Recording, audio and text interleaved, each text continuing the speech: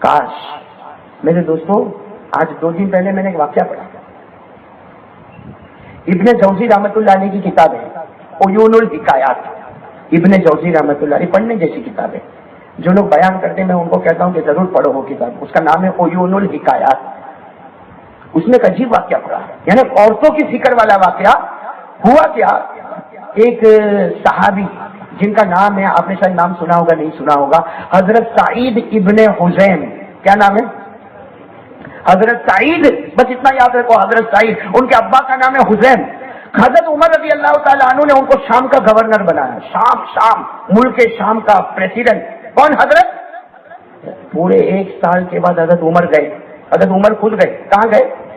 تاکہ انکوائری کرے کہ بھائی ہم نے جن کو گورنر بنایا برابر کام کرتے. تو حضرت عمر نے بتایا بھی نہیں کہ میں آ رہا ہوں، ورنہ حضرت عمر بتا دے کہ میں آنے والا ہوں تو پورا شام کھڑا ہو جاوے. ارے ہو جاوے کہ نہیں ہو جاوے، امیر المومنین آ رہے، حضرت عمر آ رہے، پورا مجمع کھڑا ہو جائے. حضرت عمر نے کسی کو خبر نہیں کیا. اچانک کہاں پہنچ گئے؟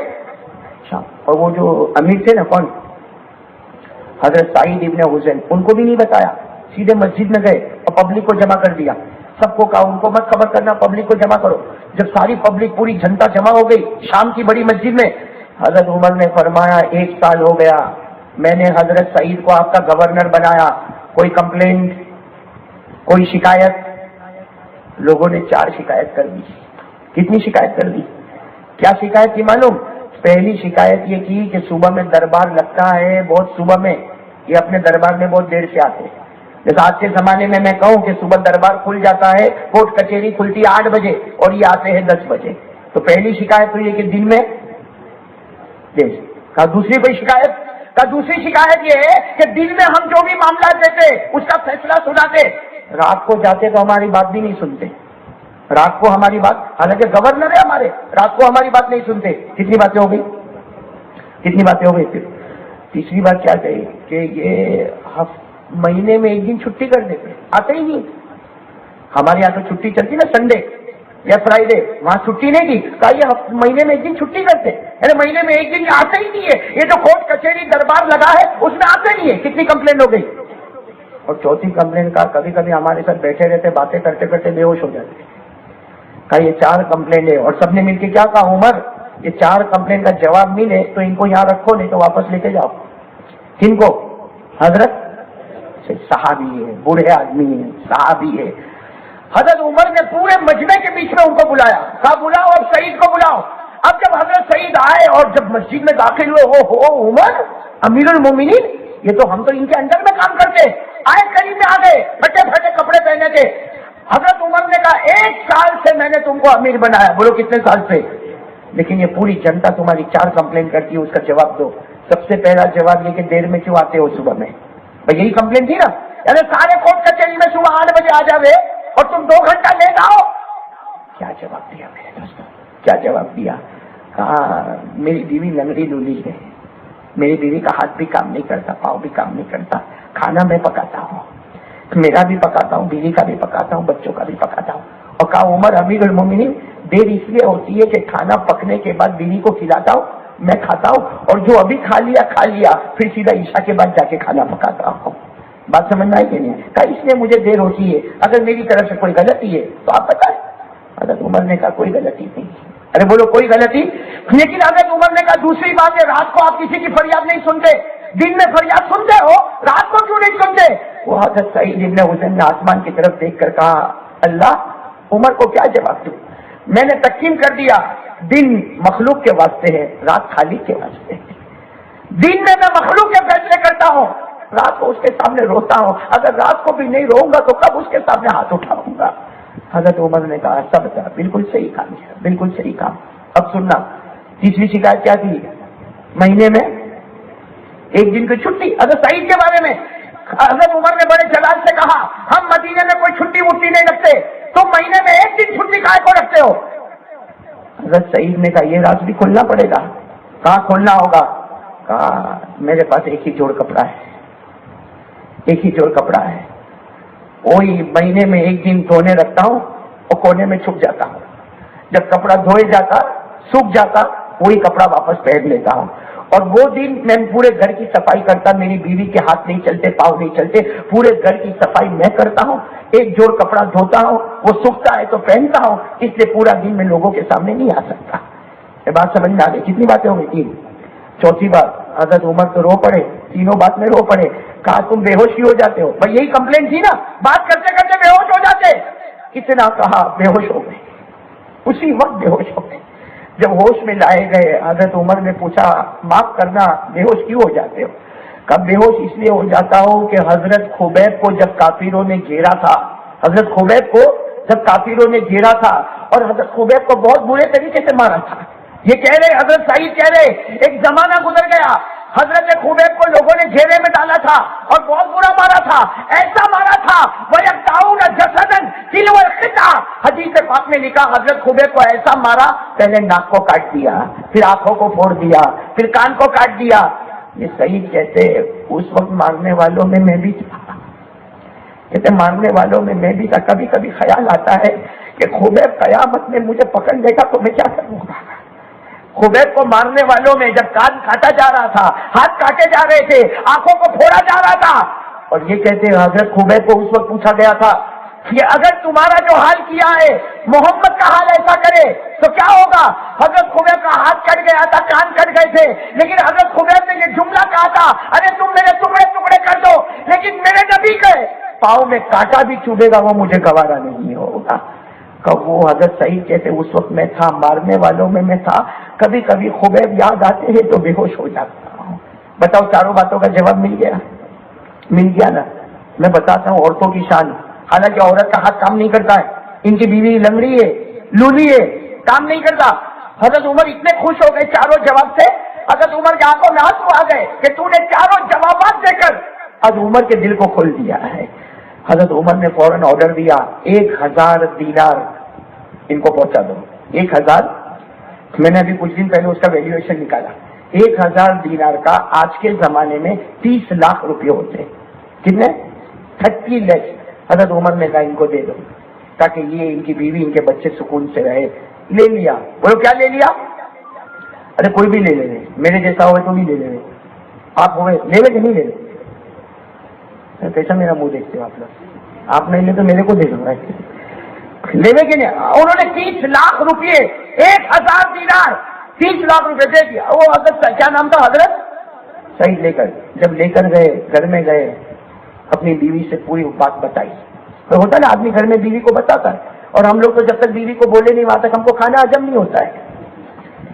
ہاں وہ ہوتا کہ نہیں ہوتا. حالانکہ امام غزالی انہوں نے اپنی کتاب میں لکھا ہے کہ بیوی سے اپنے کاروبار کو چھپا لے, اللہ تیرے کاروبار میں برکت دے گا. لیکن ہم لوگ کی تو عادت ہوتی نا, ہم تو پورا دن کیا ہوا, اور اس کو بھی نیند نہیں آتی جب تک سنے نہیں. اس کے بھی پیٹ میں دکھتے رہتا ہے, آج کیا ہوا, آج کیا ہوا, آج کیا ہوا, کیا. بلکہ کیا کرے گی معلوم, موبائل بھی چیک کرتی کہاں فون کیا. شک ہوتا ہے کہ ادھر ادھر کہیں فون تو نہیں کرتا. ہوتا کہ نہیں ہوتا؟ خیر, سعید ابن حسین بولو کتنا لے کر چلے؟ 1000 دینار گھر میں لے کر چلے. بیوی کو سب باتیں سنائی, اور پھر 1000 دینار.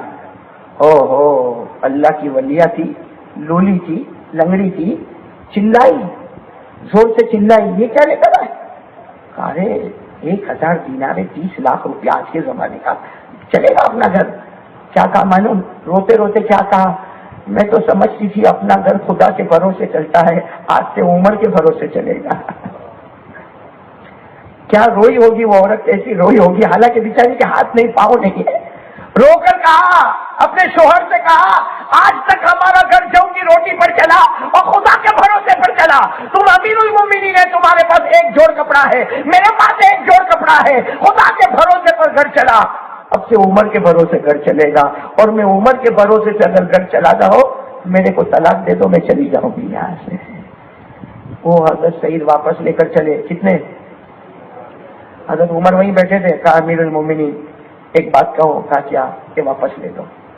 ایک کہا کیوں واپس لے کر گئے تھے نا, پوری بات سنائی کہ میری بیوی کہتی ہے خدا کے گھر بھروسہ چلاؤ, عمر کے بھروسے میں چلا. حضرت عمر روئے, جا کر کہا میری بہن کو یہ دے دو, اور کہو اسے جہاں خرچ کرنا ہو خرچ کر لے گئے. जाओ ले जाओ मेरी बहन को दे दो। हजरत उमर ने जब वो पैसे वापस भिजवाए, हजरत सईद अपनी बीवी को जाकर पैसा देते हैं। बीवी क्या करती है, अच्छा उमर ने मेरे को मालिक बनाया, कहा मालिक बनाया। वो बीवी गई है, उनके शोहर हजरत सईद कहते हैं थोड़ी देर में मेरी बीवी वापस आई, आंखों में आंसू थे। मैंने पूछा क्या हुआ, कहा जितनी बेवा औरतें थी सब में बांट कर वापस आ गई। मेरे प्यारो, ये उस जमाने की औरतों का ये मामला था। आज तो हमारे मर्दों के पास भी ये सब नहीं है। झूठ, किसी की प्रॉपर्टी पे कब्जा, कितनी जमीनों पर हमने कब्जा किया, किसकी है? वो लंदन में रहता होगा कि कनाडा में रहता होगा कि अमेरिका में रहता होगा, और वो बेचारा जब यहाँ पे आएगा मेरी जमीन, जा तेरा बाप भी नहीं लेता। हम इतने जमाने से रहते ना। हमारे घर में बड़े से बड़े का इंतकाल होता है, इंतकाल होने पर कुर्सियां लगती है, हम बैठते और रोते भी है। इंसाफ के साथ बताओ, जो मरने वाला मरा, वो जो चीज छोड़ के गया, शरीयत के मुताबिक विरासत किसने बांटा? हालांकि एक एक चमची में उसका हिस्सा लगता है, हमारे घर की एक एक प्लेट में उसका हिस्सा लगता है, एक एक बर्तन में हिस्सा लगता। और मरने वाला मर गया, अब बहन को कितना देना है, बेटी को कितना देना है, चचा को कितना देना है, घर के वारिसों को कितना देना, कुछ नहीं। जो घर का बड़ा है उसका पेट सबसे बड़ा है।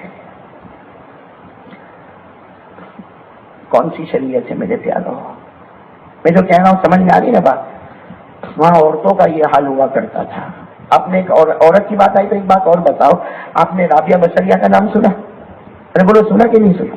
बड़ा अच्छा, मैंने उन पर कई किताबें पढ़ी, जिन पर? हजरत राबिया पर। लेकिन एक बात मेरे को बहुत पसंद आई, बहुत पसंद आई। हजरत राबिया बसरिया का इंतकाल हो गया। बोलो, हजरत राबिया बसरिया का दफन करने वालों ने दफन चलो कर दिया। एक जमाने के बाद हसन बसरी ने ख्वाब में राबिया बसरिया को देखा। हसन बसरी उनके बेटे की उम्र के, राबिया बसरिया माँ की उम्र की। राबिया बसरिया का तो इंतकाल हो गया। एक जमाने के बाद सुनना, एक जमाने के बाद हजरत हसन बसरी ख्वाब में देख रहे। किसको देख रहे? तो हसन बसरी तो बेटे के दर्जे में थे। क्या पूछा? कैफा फअल बिका रब्बुक, कैफा फअल बिकी रब्बुक। का राबिया से पूछा, तू कब्र में चली गई, जमाना हो गया, अल्लाह ने तेरे साथ मामला क्या किया? बोलो बोलो, अल्लाह ने तेरे साथ मामला? राबिया बसरिया ने क्या कहे, मेरे बेटे हसन, अल्लाह ने मेरे साथ क्या मामला किया बताओ? मैं कब्र में गई, दो फरिश्ते आ गए। कितने फरिश्ते आ गए? आते ना फरिश्ते, मुनकर नकीर, क्या नाम है? हजरत राबिया बसरिया ने फरमाया, मैं तो गई, कब्र में गई, दो फरिश्ते आ गए, एक का नाम मुनकर, एक का नाम। हसन बसरी ने ख्वाब में कहा, वो तो आने वाले हैं, वो तो सबकी कब्र में आने वाले, तो तेरी कब्र में आए उसमें ताज्जुब की क्या बात है? राबिया बसरिया ने ख्वाब में क्या कहा? ताज्जुब की बात है। दोनों फरिश्ते आके मेरे को सवाल पूछते, तेरा रब कौन? भाई पहला सवाल, मर रब्बुक। कहते दोनों फरिश्ते आके मेरे को पूछते, मर रब्बुक, तेरा रब कौन? तो हसन बसरी क्या कहते, जवाब बराबर दिया कि नहीं दिया? ख्वाब में कहा, जवाब मैंने क्या दिया मालूम? मैंने फरिश्तों को पूछा, कहां से आए हो? राबिया बसरिया कहती है, ख्वाब में मैंने दोनों फरिश्तों को पूछा, कहां से आए? फरिश्तों ने कहा, अल्लाह के पास से आए। तो कितने दूर से आए? तो कहा, सातों आसमान को पार करके आए। हर आसमान के बीच में कितनी दूरी है? का 500 साल की मसाफत। तो अगर राबिया बसरिया कहती, मैं तो दोनों फरिश्ते पे गुस्से हो गई, इतना ऊपर से आए हो, 7 आसमान से आए हो, 500 साल की मसाफत से आए हो, और मुझे पूछते हो कि तेरा रब कौन है? मैं पूरी जिंदगी जमीन पे अल्लाह अल्लाह अल्लाह करी, 2 फुट नीचे आ गई तो मेरे को पूछते हो कि रब कौन है? तुम इतने ऊपर से नहीं भूले, मैं इतना जल्दी भूल गई। अरे सवाल समझ में आया कि नहीं आया? यानी फरिश्तों को कहा, तुम आसमान से आए, 7 आसमान को पार किया, हजारों साल की मसाफत तय की, तुम खुदा को नहीं भूले। और मैं तो जमीन पे की घड़ा खोद के मेरे को कब्र में डाला, मैं भूल गई कि खुदा कौन है। जाओ, मैं तुमको सवाल करती हूँ, बताओ तुम्हारा रब कौन है? मैं तो नजदीक वाली हूं, तुम दूर वाले हो, बताओ तुम्हारा रब कौन है? तो फरिश्ते चले गए, जाके अल्लाह को कहा। और राबिया बसरिया कह रही, जाके अल्लाह को कहा, अल्लाह ये तो ऐसा पूछती है। तो अल्लाह ने क्या जवाब दिया? वो राबिया बसरिया फरमाती है, हसन बसरी को ख्वाब में फरमाती, अल्लाह ने क्या जवाब दिया? अल्लाह ने कहा, फरिश्तों बैठ जाओ, तुम्हारे ईमान से बड़ा हुआ मेरा राबिया का ईमान है। मेरे दोस्तों, जो जिंदगी ऐसे गुजारता है, कब्र अल्लाह उसको ऐसी जन्नत देता है। میرے پیاروں، آج تک جمعہ کی رات ہے. میں ایک واقعہ بتا کے بات ختم کرنا چاہتا ہوں، لیکن ایک تشکیل ہوگی. تشکیل سمجھتے ہو نا؟ وہ پیرامن والے تشکیل سمجھتے ہو نا؟ ایک بات ہے میرے پیاروں، میں قسم کھا کر کہتا ہوں، اللہ کے نبی کی محبت کو تھام لو، اللہ ناممکن کو بھی ممکن بنا